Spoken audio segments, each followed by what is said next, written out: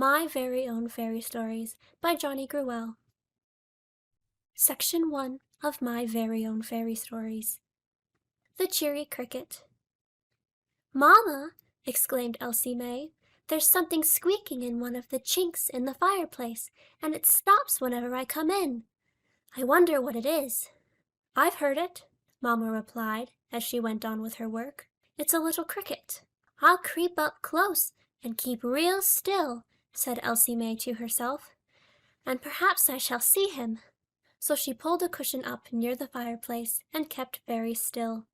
When she had just about given up hope of hearing him, the little cricket began chirping, and this is what Elsie May heard him singing. "Clickety, clickety, rickety, ray. Oh, what a wonderful moonlit day! The stars are out, and it's nearly noon. The sun is green, and so's the moon. Ray, rickety, clickety, clickety, clickety, clickety, rickety, ray. Oh, what a wonderful moonlit day! The stars are—" Elsie May began giggling, and a tiny head in a red hat looked out of one of the chinks of the fireplace at her. "That was a really ridiculous song," said Elsie May when she saw the cricket was not going to hide again. "Oh, indeed it isn't," replied the cricket as he stepped out on the hearth. "But," Elsie May said as she leaned over to get a closer view of the cricket, "who ever heard of a moonlit day? And the stars out at noon!" "Oh, I see now why you giggled, Elsie May. But you have a great deal to learn yet." This made Elsie May start laughing again. The little cricket gave a few funny little chirps and hopped about. "Yes, it is funny," he said. "I see now." "Were you laughing then when you hopped around, Mr. Cricket?" Elsie May asked. "Certainly, my dear," he replied. "You see, you are talking in cricket language, but you are not thinking entirely in cricket language." "Oh, dear me!" Elsie May exclaimed. "How is that possible?" "Well, to begin with," exclaimed the cricket as he hopped upon Elsie May's apron, "in the summertime we crickets are the fairies' musicians, and the night is our day. Do you begin to see—" "See what?" Elsie May asked. "Why, it is as plain as a black hole on a dark night," the cricket chirped. "I really do not believe you can be serious," Elsie May exclaimed. "But I like you just the same. I see I shall have to explain in a very simple manner what any tiny cricket knows. Our nights are your days, and your days are our nights. Your sun is our moon, and our moon is your sun. So when you are having moonlight, we call that our day. In the cricket language, we are having a beautiful moonlit day. The stars are out, and it's nearly your midnight." "Oh, now I see!" exclaimed Elsie May as she clapped her hands. "I guess the cheery little cricket thought I tried to shoo him away," she said as Mamma came into the room, "for he was on my apron just a moment ago." "I think you have been dreaming, Elsie May. You have made queer little squeaky sounds for the last 5 minutes," said Mamma as she drew Elsie May upon her lap and held her in loving embrace. "Perhaps I have," Elsie May yawned. "But, Mamma, did you ever hear a song that goes like this? Clickety, clickety, rickety, ray. Oh, what a wonderful moonlit day! The stars are out and it's nearly noon. The sun is green and so's the moon. Ray, rickety, clickety, clickety, clickety, clickety, rickety, ray. Oh, what a wonderful moonlit day! The stars are—" "Wake up, little cricket," said Mamma as she sat Elsie May up straight and began unbuttoning her shoes. "You fell asleep and forgot to sing the song for me." Elsie May rubbed her eyes and yawned. "It goes this way, Mom. Clickety, clickety." And Mamma took Elsie May in her arms and carried her to bed and tucked her all in snugly.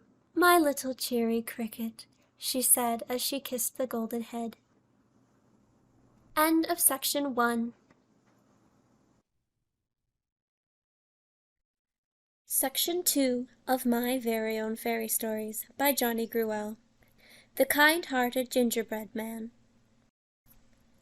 A gingerbread man lay in the baking pan with a lot of gingerbread cookies. Grandmother had cut him out and shaped him and given him currants for eyes and a clove for a nose and stuck a little red piece of candy on for his mouth. The oven was very hot, but it felt good to the gingerbread man, and although it was dark inside, he could see the other cookies out of his currant eyes when he raised his head and looked about him. He spoke to the cookies out of his candy mouth, but they did not answer him, because they did not have mouths. Finally, the oven door was open, and the pan of cookies and gingerbread man were taken from the oven and laid on a clean cloth to cool. The gingerbread man did not dare raise his head to look around, for he heard Grandmother stirring in the kitchen. When the cookies were cool, they were put on a plate and set in the pantry. Then the gingerbread man sat right up straight and looked about him. After a while there was a patter of little feet and the scraping of a chair, and the gingerbread man saw a curly head rise above the shelf on which he lay. "Hello, gingerbread man," said the curly-headed boy. "Hello yourself," replied the gingerbread man.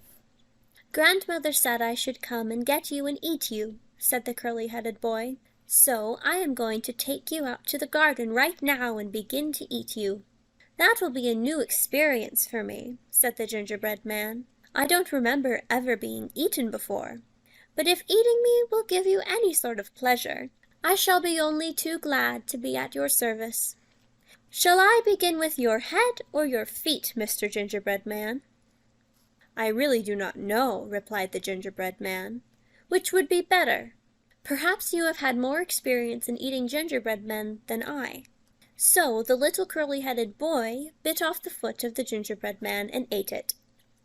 "How does it taste?" asked the gingerbread man. "It was very good," replied the curly-headed boy, as he bit off the other foot of the gingerbread man. Then the arms of the gingerbread man were eaten, and a part of the body. "Now goodbye," said the curly-headed boy. "I am going to bite off your head." "Goodbye," said the gingerbread man, just as the boy bit off his head and ate it.